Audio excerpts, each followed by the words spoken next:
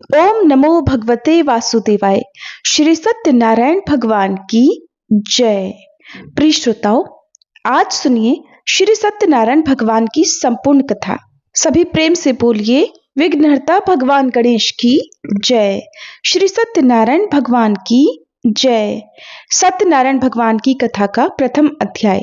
एक बार नैमिषारण्य क्षेत्र में एकत्रित आर्यावर्त के 88,000 ऋषि मुनियों ने मुनिश्रेष्ठ श्री सूत जी महाराज से पूछा, हे मुनिश्रेष्ठ, कलयुग में मनुष्य वेद विधान और धर्म विरुद्ध आचरण करते हुए पापों के बोझ तले दबता जा रहा है। अतः हे मुनिश्रेष्ठ, मनुष्य के कल्याण हेतु कोई ऐसा उपाय बताइए जिससे मनुष्य को पूर्ण लाभ मिल सके। तब श्री सूत जी बोले, हे ऋषियों, आपने समस्त विश्व के कल्याण के लिए अति उत्तम प्रश्न किया है। अब मैं उस मंगलकारी व्रत का वर्णन करूंगा जिसके संबंध में एक बार ब्रह्म ऋषि देवर्षि नारद जी ने भी भगवान लक्ष्मी नारायण से पूछा था, और उन्होंने नारद जी से जो कथा कही थी, आप सब भी उसे ध्यान पूर्वक होकर सुनिए। ब्रह्म ऋषि नारद जी मानव कल्याण की इच्छा से विभिन्न लोकों का भ्रमण करते हुए पृथ्वी लोक में जा पहुंचे। वहां अपने अपने कर्मों के अनुसार लोगों को दुखों से पीड़ित देखकर वह बहुत परेशान हुए और मन में विचार करने लगे कि इन प्राणियों के दुख का निवारण कैसे होगा। जब वह कोई उपाय न सोच सके, तब भगवान विष्णु से मिलने पहुंच गए। वहां नारद जी ने श्वेत वर्ण और 4 भुजाओं वाले शंख चक्र गदा और पद्म से सुसज्जित भगवान श्री विष्णु की स्तुति करते हुए कहा, हे नारायण, आप सर्वशक्तिमान और सृष्टि के पालन करता हैं। आपका कोई आदि मध्य और अंत नहीं है। आप सृष्टि के कण कण में व्याप्त हैं और अपने भक्तों की सभी मंगल कामनाएं भी पूरी करने वाले हैं। मैं आपको नमन करता हूं। नारद जी की स्तुति सुनकर भगवान विष्णु बोले, हे मुनिवर, आप मुझे अपने यहाँ पर आने का कारण बताइए। तब नारद जी ने कहा, पृथ्वी लोक के प्राणी अपने अपने कर्मों के अनुसार विभिन्न योनियों में रहते हुए दुखों से पीड़ित हैं। मुझ पर कृपा करते हुए कोई ऐसा उपाय बताइए प्रभु, जिससे उनके दुखों का नाश हो सके। इसके उत्तर में भगवान विष्णु बोले, हे नारद, अब मैं ऐसे व्रत का वर्णन करने जा रहा हूं जिसे करने से विश्व के सभी स्त्री पुरुषों को पापों से मुक्ति मिलेगी और निर्धनता नष्ट होने से मनुष्य आनंद पूर्वक जीवन यापन करेंगे। श्री सत्यनारायण भगवान के इस व्रत को करने से जातक की सभी मंगल कामनाएं भी पूरी होंगी। नारद जी ने जब व्रत हेतु विधि विधान की जानकारी चाही, तब श्री नारायण भगवान बोले, मन से, वचन से और कर्म से शुद्ध होकर मनुष्य भक्ति और श्रद्धा भाव से किसी भी दिन यह व्रत कर सकता है। इस व्रत में नैवेद्य आदि भक्ति भाव से अर्पित कर ब्राह्मणों को भोजन कराने और दक्षिणा देने से सभी सुखों की प्राप्ति होती है। इस प्रकार श्री सत्यनारायण भगवान की आराधना से सभी कष्टों से मुक्ति पाकर मनुष्य धन से संपन्न व सुखी होकर आनंद पूर्वक जीवन व्यतीत करता है। इसी के साथ प्रथम अध्याय का समापन होता है। सभी प्रेम से बोले श्री सत्यनारायण भगवान की जय। श्री सूत जी बोले, हे ऋषि मुनियों, अब मैं आपको उस निर्धन ब्राह्मण की कथा सुना रहा हूं जिसने श्री सत्यनारायण भगवान का सबसे पहले व्रत किया। प्राचीन समय में वह निर्धन ब्राह्मण काशी में रहता था। भिक्षा मांगकर वह अपना जीवन यापन कर रहा था। ब्राह्मण की इस दुर्दशा को देखकर ब्राह्मणों से प्रेम करने वाले श्री सत्यनारायण भगवान ने एक दिन एक वृद्ध व्यक्ति का रूप धारण कर उसके पास जाकर आदर से पूछा, हे ब्राह्मण देवता, तुम इस तरह घर घर भिक्षा मांगकर अनेक कष्टों को सहन करते हुए कैसे जीवन यापन कर रहे हो? तब उस दरिद्र ब्राह्मण ने कहा, हे मित्र, आय का कोई साधन न होने के कारण ही मैं भिक्षा मांगकर अपना जीवन यापन कर रहा हूं। निर्धन ब्राह्मण की बात सुनकर बूढ़े व्यक्ति ने कहा, हे मित्र, श्री सत्यनारायण भगवान का व्रत करने से सभी कष्टों का निवारण हो जाएगा। श्री सत्यनारायण भगवान की पूजा आराधना करने से तुम्हारी सभी मनोकामनाएं पूरी होंगी और तुम्हारे घर में धन सुख समृद्धि की वर्षा होगी। ब्राह्मण को व्रत करने की विधि बताकर श्री सत्यनारायण भगवान अंतर्ध्यान हो गए। फिर निर्धन ब्राह्मण ने बूढ़े व्यक्ति द्वारा बताए व्रत को करने का निश्चय किया। उसे उस रात नींद नहीं आई। वह व्रत करने के बारे में ही सोचता रहा और रात भर श्री सत्यनारायण भगवान का स्मरण करता रहा। प्रातः उठकर सत्यनारायण भगवान का व्रत रखने का निश्चय करता हुआ वह निर्धन ब्राह्मण भिक्षा मांगने के लिए निकल पड़ा। उस दिन उसे भिक्षा में बहुत सारा धन मिला। घर लौटकर उसने अपने आसपास के लोगों के साथ श्री सत्यनारायण भगवान की पूजा करने व उन्हें व्रत कथा सुनाने के बाद सभी को प्रसाद देकर स्वयं भी प्रसाद ग्रहण किया। कुछ ही दिनों में ब्राह्मण की निर्धनता दूर हो गई और उसके घर में धन धान्य की वर्षा होने लगी। हे श्रेष्ठ मुनियों, अब मैं आपको उन लोगों की भी कथा सुनाता हूँ जिन्होंने उस ब्राह्मण से श्री सत्यनारायण भगवान की व्रत कथा और महिमा सुनकर यह व्रत किया और उनके कष्ट भी दूर हुए। धन संपत्ति से संपन्न उस ब्राह्मण ने हर माह नियमित रूप से व्रत करते हुए जब अगले माह श्री सत्यनारायण भगवान का व्रत किया तो उस व्रत में बहुत से बंधु बांधव और मित्र सम्मिलित हुए। उसी समय एक लकड़हारा जो वृद्ध था वहां से गुजरा। उसे बड़ी प्यास लग रही थी, इसलिए जल पीने की इच्छा से बूढ़े लकड़हारे ने लकड़ियों के गट्ठर को जमीन पर रखा और घर के आंगन में पहुंचकर उस ब्राह्मण से पूछा, हे ब्राह्मण देवता, आप किसका पूजन कर रहे हैं और इस व्रत को करने से क्या लाभ होता है? कृपा करके मुझे भी सब बताइए। बूढ़े लकड़हारे की बातें सुनकर उस ब्राह्मण ने कहा, मैं अपने बंधु बांधवों और परिचितों के साथ श्री सत्यनारायण भगवान की पूजा कर रहा हूँ। इस व्रत को करने से श्री सत्यनारायण भगवान की अनुकंपा से निर्धनता दूर होती है और संसार के दुखों से मुक्ति मिलती है। ब्राह्मण से इस व्रत का वर्णन सुनकर बूढ़ा लकड़हारा बड़ा प्रसन्न हुआ। मन ही मन उसने भी श्री सत्यनारायण भगवान का व्रत करने का निश्चय किया। चलते हुए लकड़हारे ने मन में सोचा, आज लकड़ियां बेचने से जो भी धन मिलेगा उस धन से मैं श्री सत्यनारायण भगवान का पूजन करूंगा। ऐसा विचार करने से उस दिन लकड़हारे को लकड़ियों के अधिक रुपए मिले। लकड़हारे ने उन रुपयों से केले, घी, दूध, दही, गेहूं का आटा और शक्कर खरीदा। फिर घर लौटकर लकड़हारे ने देवों की प्रिय नगरी काशी में श्री सत्यनारायण भगवान की पूजा की। उस पूजा में उसके परिवार के और आसपास के लोग भी सम्मिलित हुए। श्री सत्यनारायण भगवान की पूजा और व्रत कथा सुनने के बाद लकड़हारे ने प्रसाद बांटकर स्वयं भी प्रसाद ग्रहण किया। सत्यनारायण भगवान की कृपा से लकड़हारे के घर में भी धन धान्य की वर्षा होने लगी। उसकी निर्धनता दूर हो गई। श्री सत्यनारायण भगवान का पूजन करते हुए लकड़हारा आनंद पूर्वक जीवन यापन करता हुआ अंत में मोक्ष को प्राप्त करके वैकुंठ धाम को चला गया। इस प्रकार श्री सत्यनारायण भगवान की कथा का दूसरा अध्याय समाप्त हुआ। सभी प्रेम से बोलिए सत्यनारायण भगवान की जय। श्री सूत जी बोले, हे ऋषि मुनियों, अब मैं आपको आगे की कथा सुनाता हूँ। प्राचीन समय में कनकपुर में उल्कामुख नामक एक बुद्धिमान तथा सत्यवादी राजा राज्य करता था। वह प्रतिदिन मंदिर में जाकर श्री सत्यनारायण भगवान की पूजा करता था और निर्धनों को अन्न, वस्त्र और धन दान करता था। उसकी पत्नी सुभद्रा बहुत सुशील थी। वे दोनों हर महीने श्री सत्यनारायण भगवान का व्रत करते थे।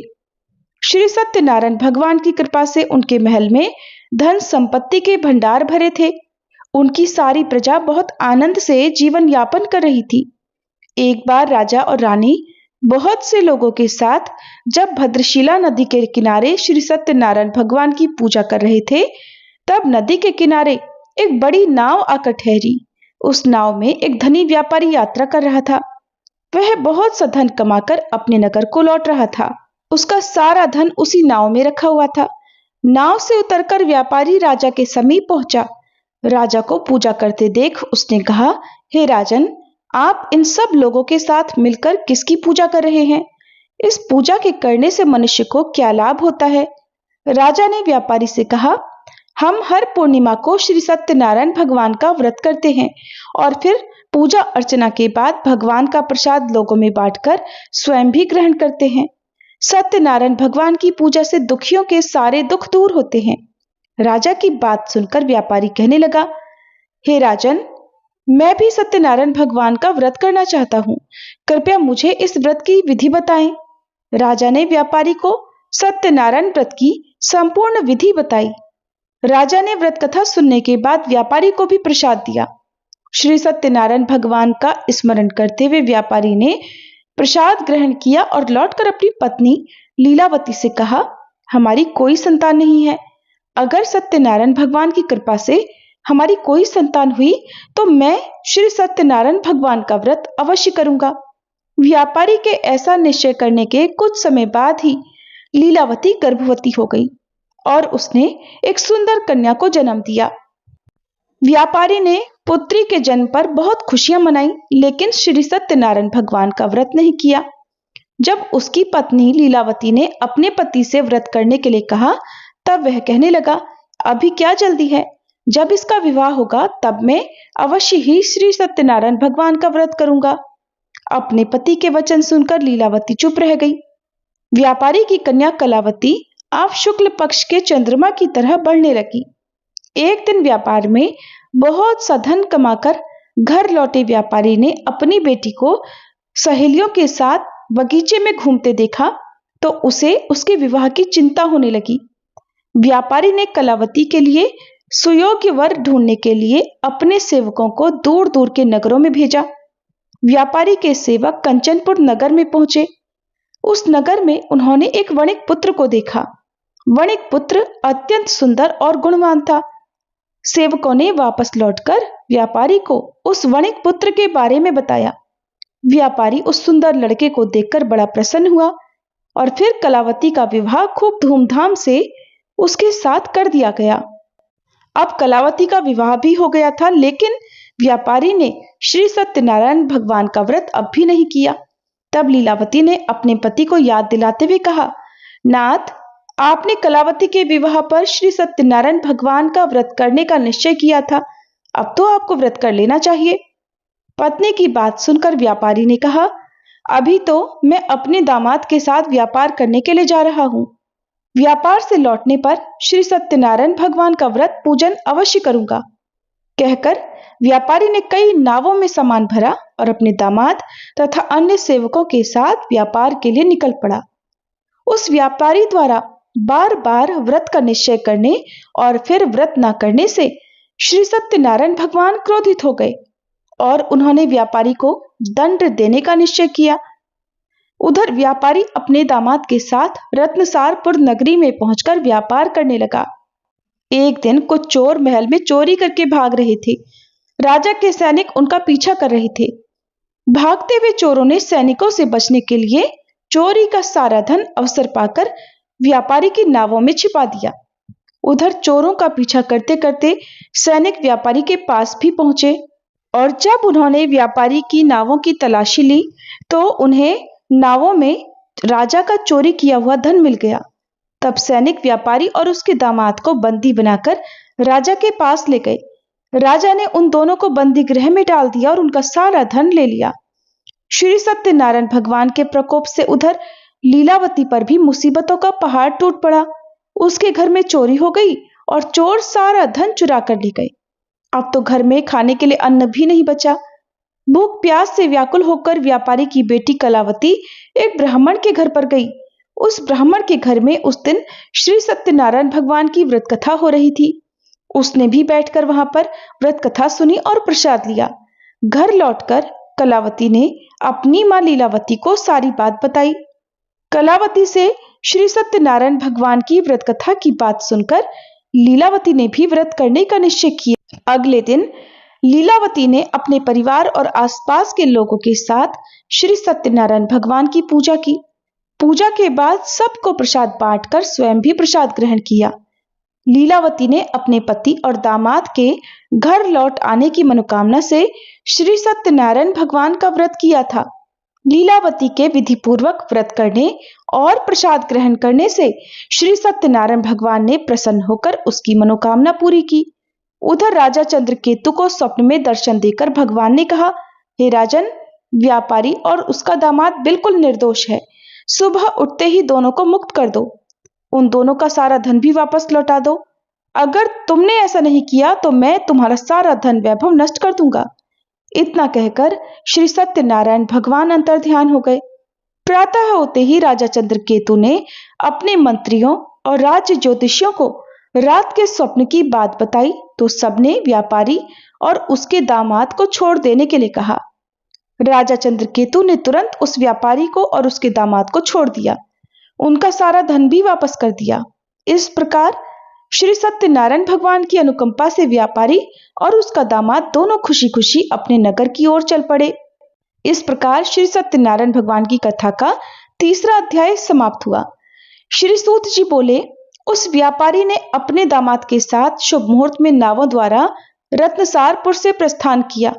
लंबी यात्रा करने के बाद व्यापारी ने एक नगर के किनारे नावों को रोककर भोजन किया और फिर वे दोनों विश्राम करने लगे। तब श्री सत्यनारायण भगवान साधु के रूप में व्यापारी के पास पहुंचे और पूछा, हे वणिक, तेरी नावों में क्या लदा हुआ है? व्यापारी ने सोचा, दंडी साधु अवश्य ही कुछ मांगने की इच्छा से सामान के बारे में पूछ रहा है। ये सोचकर व्यापारी ने झूठ बोल दिया। कहा, हे दंडी, मेरी नावों में तो बेल और पत्र भरे हुए हैं। व्यापारी के झूठे वचन सुनकर श्री सत्यनारायण भगवान ने क्रोधित होते हुए कहा, हे वैश्य, जो तुमने कहा है वही सत्य होगा। ऐसा कहकर भगवान कुछ दूर जाकर अंतर्ध्यान हो गए। उधर व्यापारी दंडी साधु को वहां से खाली हाथ लौटाकर बड़ा प्रसन्न हुआ, लेकिन जब व्यापारी ने अपनी नावों में बेल और पत्र भरे हुए देखे तो वह विलाप करने लगा और अपने झूठ बोलने पर प्रायश्चित करने लगा। रोते रोते व्यापारी मूर्छित हो गया। कुछ देर बाद जब उसकी मूर्छा दूर हुई तो उसके दामाद ने कहा, आप दुखी मत होइए, ये सब उस दंडी साधु के शाप के कारण हुआ है। अब तो वही साधु हमें इस विपत्ति से छुटकारा दिला सकते हैं। दामाद के वचन सुनकर व्यापारी दंडी साधु की तलाश में चल पड़ा। कुछ देर तक ढूंढने पर उसे एक वृक्ष के नीचे वही दंडी साधु के रूप में श्री सत्यनारायण भगवान मिल गए। व्यापारी ने दंडी साधु के चरणों में गिरकर क्षमा मांगी। दंडी स्वरूप सत्यनारायण भगवान बोले, हे वणिक पुत्र, तेरे झूठ बोलने के कारण ही मैंने तुझे दंड दिया है। तूने बार बार मेरी पूजा करने के लिए कहा, लेकिन कभी पूजा नहीं की। तब व्यापारी हाथ जोड़कर कहने लगा, हे भगवान, आप तो दीन दुखियों के कष्ट दूर करने वाले हैं, मेरी इस गलती को भी क्षमा करें। आपके रूप को तो ब्रह्मा जी भी नहीं जान पाते, फिर भला मैं अज्ञानी कैसे आपकी लीला को समझ पाता। अब मैं जीवन में कभी झूठ नहीं बोलूंगा, सदैव श्री सत्यनारायण भगवान का व्रत और पूजा किया करूंगा। आप मुझ पर कृपा करें। व्यापारी की क्षमा याचना सुनकर दंडी साधु ने उसे क्षमा कर दिया।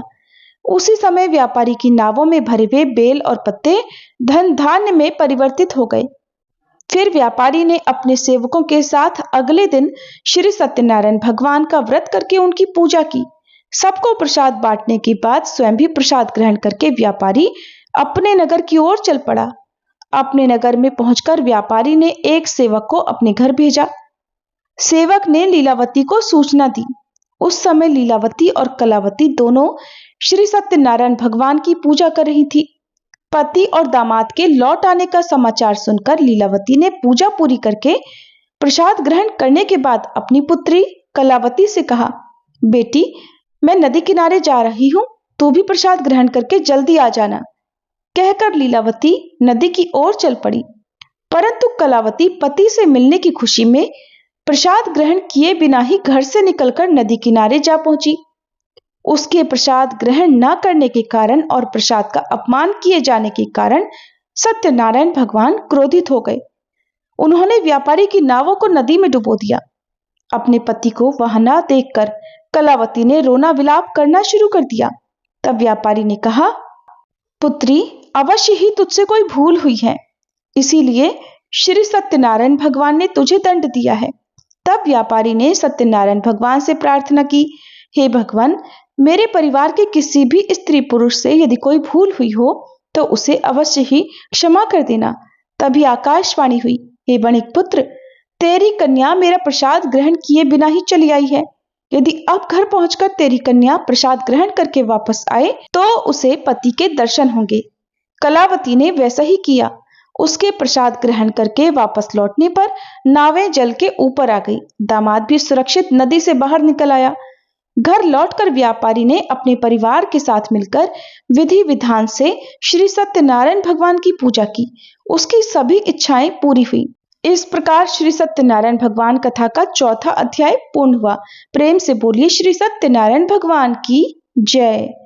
श्री सूत जी बोले, हे ऋषि मुनियों, मैं और भी कथा सुनाता हूँ। कौशलपुर में एक राजा था तुंगध्वज।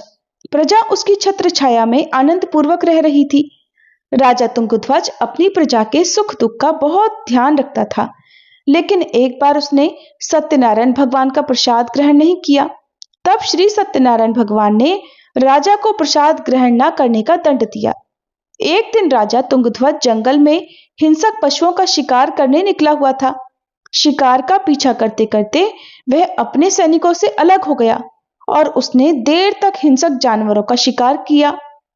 इसलिए कुछ देर विश्राम करने के लिए वह एक वृक्ष के नीचे बैठ गया। पास में ही कुछ चरवाहे श्री सत्यनारायण भगवान की पूजा कर रहे थे। राजा ने उनके पास से गुजरते हुए सत्यनारायण भगवान को नमस्कार तक नहीं किया। चरवाहों ने राजा को पूजा के बाद प्रसाद दिया तो राजा ने वह प्रसाद भी ग्रहण नहीं किया और घोड़े पर सवार होकर अपने नगर की ओर चल पड़ा। राजा जब नगर में पहुंचा तो देखा कि उसका तो सारा धन वैभव नष्ट हो चुका है। श्री सत्यनारायण भगवान के प्रकोप से राजा निर्धन हो गया था।